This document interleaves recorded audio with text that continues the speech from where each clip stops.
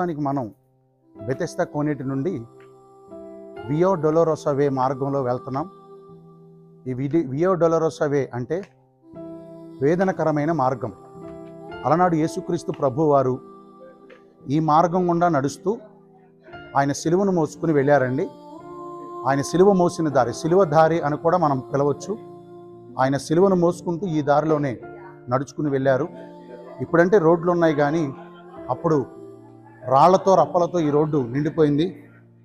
మనం నడవటానికి రోడ్లు అనుకూలంగా ఉన్నాయి. ఆ రోజు అనుకూలంగా లేని రోడ్లలో కూడా యేసుప్రభు వారు సిలువను మోసుకుంటూ నడవటం చాలా ఆసక్తికరమైన విషయం. ఇది కొంచెం ఎత్తెక్కాలండి, ఎత్తెక్కాలి, చాలా ఎత్తెక్కాలి, ఒక కొండ ఎక్కినట్టే. మనతో కూడా మన టీం వారందరూ కూడా రావటం నిజంగా చాలా సంతోషకరమైన విషయం. మన టీం వారందరితో కూడా కలిసి వియో డొలరోసా వేలో మనం వెళుతున్నాం. ఇవన్నీ చూచే కృప దేవుడు మనకి ఇచ్చారు. ఎదరకు వెళ్ళాక వియో డొలరోసా వేలో యేసు ప్రభు వారు సిలువను ఎత్తుకుని సిలువ వేయబడే మధ్యలో 14 స్టేషన్స్ ఉంటాయండి. 14 స్టేషన్స్ ఆఫ్ వియో డొలరోసా వే. అవన్నీ మనం ఇప్పుడు చూద్దాం. ప్రస్తుతానికి మనం వియో డొలరోసా వేలో మొదటి స్టేషన్ దగ్గర మనం ఉన్నామండి. మొదటి స్టేషన్ ఇక్కడ యేసు ప్రభుకి అన్యాయమైన తీర్పులు తీర్చి ఆయనకు సిలువ వేయటం జరిగింది. ఇక్కడ నుండి ఆయన సిలువ మోసుకుంటూ ఈ మార్గంలో నడుచుకుని వెళ్ళారు. ప్రస్తుతానికి మనము వియో డొలరోసా వేలో ద చర్చ్ ఆఫ్ ద ఫ్లాజిలేషన్ అంటే గబ్బాతా అని పిలువబడుతున్న స్థలం. గబ్బాతా అనగా రాళ్ళు పరిచిన స్థలం. ఇదివరకటి రోజుల్లో ఆ రాళ్ళు పరిచే చోటునే తీర్పులు గట్రా తీరుస్తూ ఉండేవాళ్ళు. పంచాయతీలు అవన్నీ జరుగుతూ ఉండేవి. యేసు ప్రభువుని పిలాతు దగ్గరకు, అక్కడ నుండి హేరోదు దగ్గరకు, అక్కడ నుండి పిలాతు దగ్గరకు మరలా తీసుకుని వచ్చినప్పుడు అన్నా కైపలు, ప్రధాన యాజకులు, అప్పటి యూదులు ఆయన మీద అన్యాయమైన నేరములు మోపి యేసుప్రభు వారు సిలువకు అప్పగింపబడక ముందు ఒక రాత్రి సమయంలోనే, రాత్రి నుంచి పొద్దున్న అయ్యేలోపు 6 అన్యాయమైన తీర్పులు పొందారండి. ఇక ఆఖరి తీర్పు పొందిన తర్వాత ఆయనను సిలువకు అప్పగించే ముందు ఆయనను 1 తక్కువ 40 దెబ్బలు కొట్టిన ప్రదేశం ఇదే. ఆయనను కొరడాలతో కొట్టిన ప్రదేశం, తర్వాత ముళ్ళ కిరీటం కూడా ఆయనకి పెట్టిన ప్రదేశం మనం చూస్తున్నాం. పైన ముళ్ళు ఆకారంలో కనపడుతున్నాయి కదండి, ముళ్ళు ఆకారంలో అక్కడ దాని మీద అంతా కూడా ముళ్ళు ఆకారంలో కనపడుతున్నాయి. యేసు ప్రభు వారికి ముళ్ళ కిరీటం ధరింపజేసిన స్థలం ఇది. యేసు ప్రభు వారిని కొరడాలతో కొట్టిన స్థలం, ఆయనను బెత్తాలతో కొట్టిన స్థలం, ఆయనను కఠినంగా బాధ పెట్టిన స్థలం. ఆ స్థలాన్ని చూచే కృప దేవుడు మనకిచ్చారు. యేసుక్రీస్తు ప్రభు వారిని సిలువకు అప్పగించినప్పుడు ఆయన ఇదే ప్రదేశంలో సిలువను మోసుకున్నారండి. సిలువను మోసారు, ఆయన మీద సిలువ ఎత్తారు. యేసుక్రీస్తు ప్రభు వారిని సిలువ మరణానికి అప్పగించే ముందు అన్యాయమైన తీర్పులు అయిపోయిన తర్వాత ఆయన మీద మోపారు. యేసుక్రీస్తు ప్రభు వారు సిలువ మోసిన ప్రాంతం ఇది. సిలువ మోసిన ప్రాంతం మొదటిగా ఆయన మీద సిలువ వేశారు. సిలువను ఆయన మీద వేశారు. ఆ ప్రాంతాన్ని మనం చూస్తున్నాం ఇదంతా కూడా. ఆ తర్వాత ఆయనకు అన్యాయమైన తీర్పులు జరుగుతున్నప్పుడు రోమా సైనికులు ఒక రకమైన ఆట ఆడారు. మన వాడుక భాషలో చెప్పాలంటే ఒక చెస్ ఆట లాంటిది, ఒక చదరంగం ఆట లాంటిది. ఎందుకు ఆడారంటే చీట్లు వేసుకుని ఈయన వస్త్రాలు ఎవరు పంచుకుంటారు, ఈయన అంగీ ఎవరు పంచుకుంటారు అనే చీట్లు వేసుకున్నారు. ఆసక్తికరమైన విషయం, ఆ రోజున వారు ఏ ప్రాంతంలో, రోమా సైనికులు ఏ ప్రాంతంలో చీట్లు వేసి యేసు ప్రభు అంగీ కొరకు ఆటలాడారో ఆ ప్రాంతాన్ని మనం చూస్తున్నాం. ఇదిగోండి, ఇదే ఆ ప్రాంతం మీరు చూస్తున్నారు. ఈ ప్రాంతంలోనే వారు చీట్లు వేసి యేసు ప్రభు వస్త్రాల కొరకు పంచుకుంటం కొరకు చీట్లు వేసిన ఆట ఆడిన స్థలం ఇది. నిజంగా ఇది చూచే కృప దేవుడు మనకి ఇచ్చారు.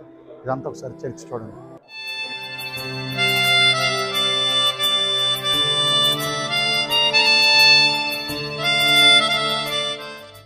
ప్రస్తుతానికి మనము వియో డొలరోసా వేలో 2వ స్టేషన్లో ఉన్నామండి. 2వ స్టేషన్లో ఉన్నాం.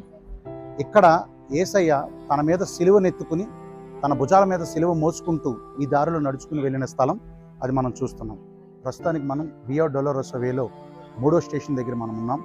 యేసుక్రీస్తు ప్రభు వారు భారమైన సిలువను మోయలేక ఆయన మొట్టమొదటిసారిగా పడిపోయిన ఆ ప్రదేశం ఇది 3rd స్టేషన్.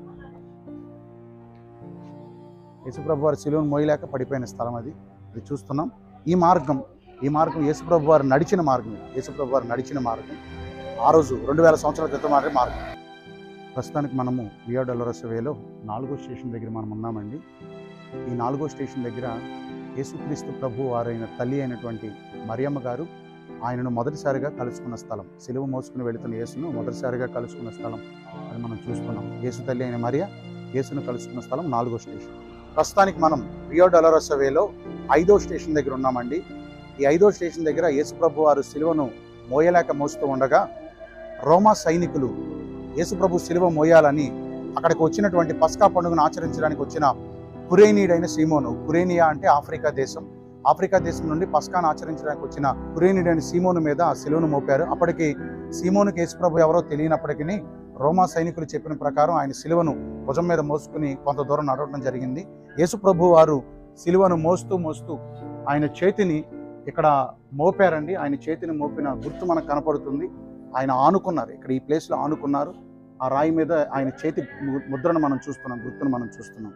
ప్రస్తుతానికి మనము వియో డొలరోసా వేలో 6వ స్టేషన్లో ఉన్నామండి. యేసుక్రీస్తు ప్రభువారు సిలువను మోసుకుంటూ ఈ దారిలో వస్తూ ఉండగా వెరోనికా అనే స్త్రీ ఆయన ముఖం వెంట రక్తము ధారలుగా కారుతుంటే ఊరటనిద్దామని తన వస్త్రం తీసుకుని ఆయన ముఖాన్ని అద్దింది. ఈ వెరోనికా మరెవరో కాదు, కపెర్నహూము పట్టణంలో యేసుక్రీస్తు ప్రభువారు 12 సంవత్సరాల బట్టి రక్తస్రావ రోగం కలిగిన స్త్రీని బాగు చేశారు, మనకు తెలుసు కదండి. ఆ స్త్రీని యేసు ప్రభువారు ముట్టగా ఆ స్త్రీని ఇక్కడికి వచ్చి ఆయన ముఖాన్ని తన రుమాలుతో తుడిచింది. ఆశ్చర్యకరమైన విషయం, ఇటలీ మ్యూజియంలో ఆ రుమాలు, ఆయనకి అద్దిన రుమాలు ఇప్పటికీ అలాగే ఉంది. ఇది 6వ స్టేషన్ దగ్గర జరిగిన విషయం. ప్రస్తుతానికి మనం వియో డొలరోసా వేలో 7వ స్టేషన్ దగ్గర ఉన్నామండి. 7వ స్టేషన్ దగ్గర ఉన్నాం. ఇక్కడ యేసుక్రీస్తు ప్రభువారు భారమైన సిలువను మోయలేక 2వ మారు పడిపోయిన స్థలం ఇది. ఆయన 2వసారి పడిపోయిన స్థలం. లోపల మనం చర్చిని కూడా చూస్తున్నాం. ఆయన 2వసారి సిలువధారి అయిన యేసు సిలువను మోయలేక పడిపోయిన 2వసారి మనం చూస్తున్నాం.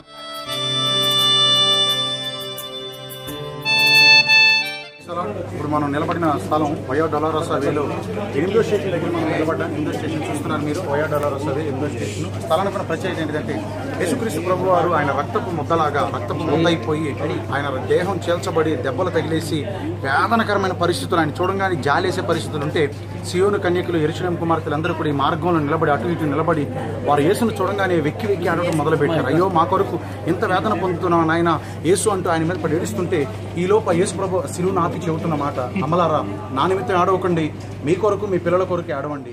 ఇప్పుడు మనం నిలబడ్డ ప్రాంతం వియో డొలరోసా వేలో 9th స్టేషన్ దగ్గర మనం నిలబడ్డాం. ఈ స్థలానికి ఉన్న ప్రత్యేకత ఏంటంటే ఈ 9th స్టేషన్ యేసుక్రీస్తు ప్రభు మూడోసారి మరలా సిలువ మోయలేక పడిపోయిన ప్రాంతం. ఈ ముమ్మారు ఆయన ఎందుకు పడిపోయారంటే పడిపోయిన మనల్ని లేవనెత్తడానికి ఆయన సిలువను మోస్తూ మన స్థానం ముందు నిలబడి మన కొరకు ఆయన పడిపోయి మనల్ని పైకి లేవనెత్తారు.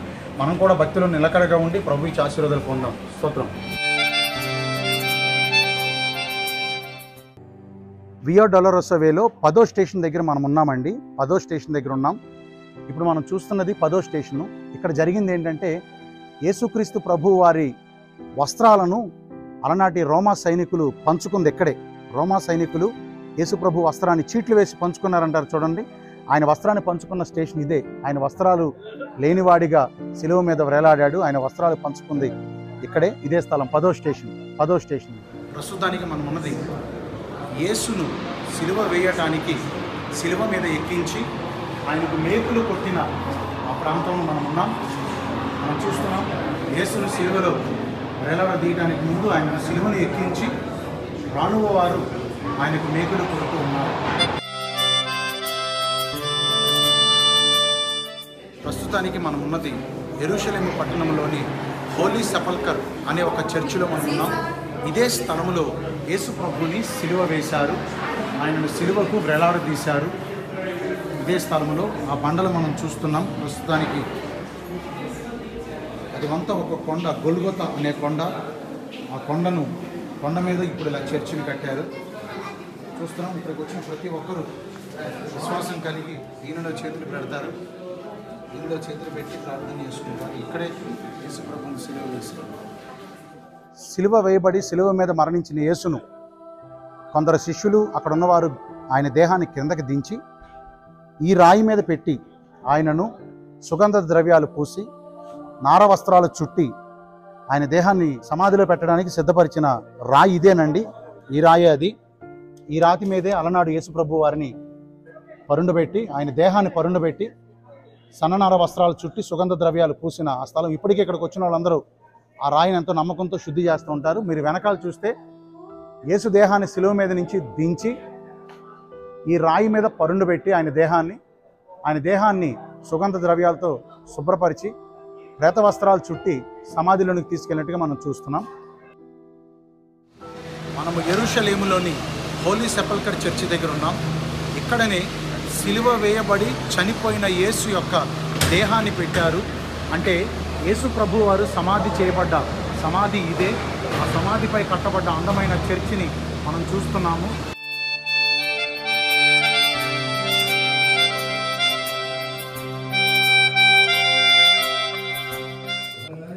ప్రభువైన యేసుక్రీస్తును ఇదే స్థలంలో సమాధి చేశారు. ఆ ప్రదేశాన్ని మనం చూస్తున్నాం.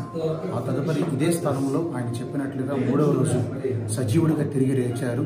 ఆయన సజీవ దర్శనాన్ని పొందుకుంటాకు వచ్చిన మగ్దలేని మరియా, సలోమి, ఇతర స్త్రీలకు దేవుని దూత ఇదే బండ మీద కూర్చుండి ఆయన ఇక్కడ లేడు, ఆయన చెప్పినట్లుగా తిరిగి లేచి ఉన్నాడు అన్న శుభవార్తను తెలియజేసిన ప్రాంతం ఇదే. దేవుని దూత వచ్చినట్లుగా గుర్తుగా వెలుగు కనబడుతున్నట్లుగా పైనుండి కనబడుతుంది మనకి. దేవుని దూత అక్కడ నుండి ఇక్కడికి వచ్చి దీని మీద కూర్చుండి, అంటే దేవుని దూత కూర్చున్న రాయి ఇదే అని చెప్పబడుతున్న స్థలం ఇది. ఇది చూసే భాగ్యం దేవుడు మనకి ఇచ్చారు. యేసుక్రీస్తు ప్రభు వారిని సమాధి చేసిన ఆ సమాధి ఇదే. ఇక్కడనే యేసుక్రీస్తు ప్రభు వారి దేహాన్ని అరిమిత యోసేపు పిలాతు దగ్గర తీసుకుని ఈ సమాధిలోనే పెట్టారు.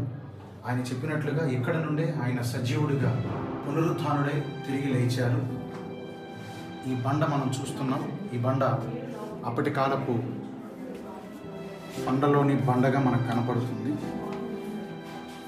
యేసుక్రీస్తు ప్రభు వారిని బంధించి గొలుసులతోనూ సంఖ్యలతోనూ బంధించి పెట్టిన ఆ స్థలం ఇదేనండి. ఇక్కడ మనం చూస్తున్నాం. ఈ 2 కాళ్ళు యేసు ప్రభు వారు 2 కాళ్ళు దీంట్లో పెట్టి ఆయన ఇక్కడ బంధకాలతో బంధించి కూర్చోబెట్టారు. మీరు చూస్తున్నాం. యేసు ప్రభు వారిని ఒక దొంగని బంధించినట్టుగా, ఒక నరహంతకుని బంధించినట్లుగా ఆయన బంధించి ఇక్కడ కూర్చోబెట్టారు. ఆయన బంధించబడి మనకు విమోచన ఇచ్చారు. ఇదంతా మనం చూస్తున్నాం. చూడండి, లోపల దీనికి కట్టిన చర్చిని మనం చూస్తున్నాం.